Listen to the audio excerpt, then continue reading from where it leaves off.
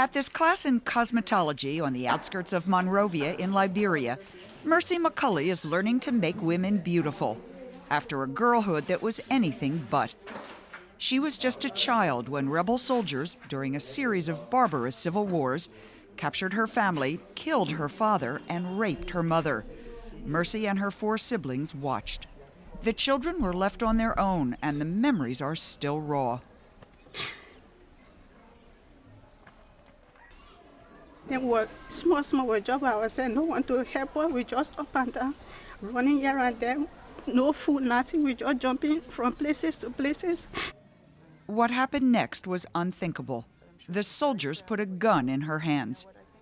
So I don't have no choice. It's just for me to hold the gun, be passing around, just to take care of the junior ones. So they forced you to hold a gun, and you had no other choices, right? Yeah. How long did it last? Yeah, it lasts for long now. So we just grow up ourselves, you know. How many years? 2 years. What would have happened if you had said no? I'll come and be dead. Mercy was just 9 years old. She is one of an estimated 15,000 Liberian youngsters, girls as well as boys, who were violently conscripted and forced to take up arms during the 14-year civil wars that nearly destroyed the soul of this country. It was especially fearsome for the young women, whose vulnerability was compounded by their sex.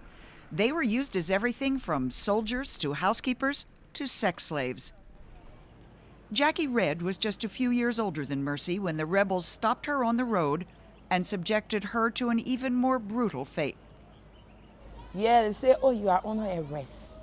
They all want to say you're my woman, they all want to say you're my woman. It's like go and have sex with her when you're feeling I will come. It was just their game. At 14, when she might have been in the 9th grade, Jackie was forced to do the bidding of 3 men for the rest of the war. I cook for them, I wash their clothes, I cook, and after that, if they're going on the phone line, you will go with them. If you know they're going, say they will give you, they will tell you, say, you cock it a day, and you put your hands out. You just have to, you finish learning the gun. What kind of gun was it? AK-47. Did you shoot it? I shoot it, I won't lie. Did you kill people? I never kill anybody.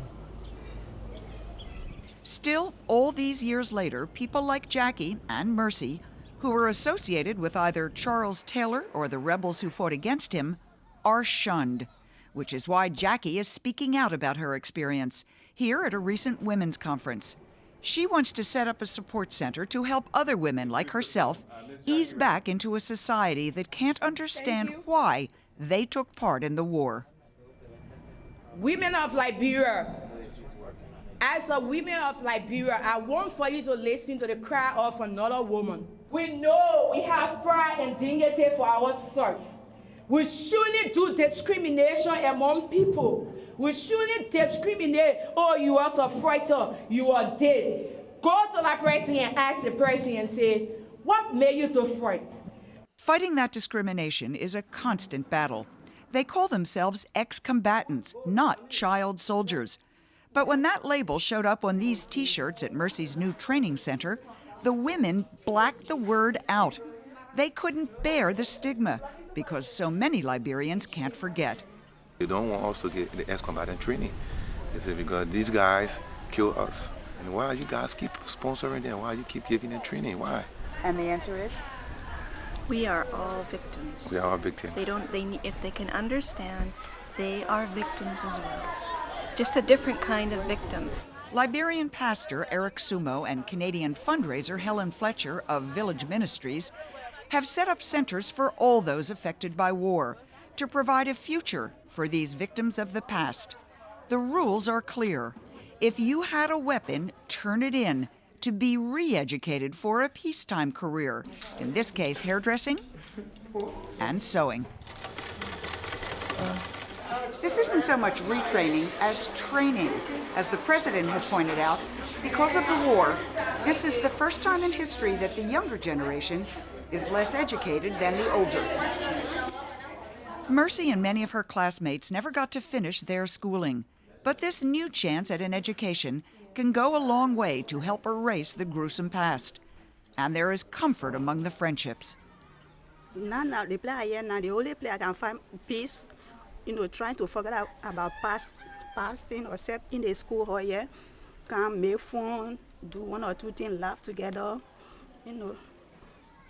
Mercy and her classmates hope to open their own salon one day to start building a new life for themselves. But while they'll earn a living fixing up what's on the outside, the pain of what's inside may never disappear. When we come to the school hall, our teachers they will say, forget about that, that was them. You have to start thinking about your future, what to do in the future. And sometimes when I think about what happened to the past, I sit down and cry. I'm Lynn Sherr for Worldfocus in Monrovia, Liberia.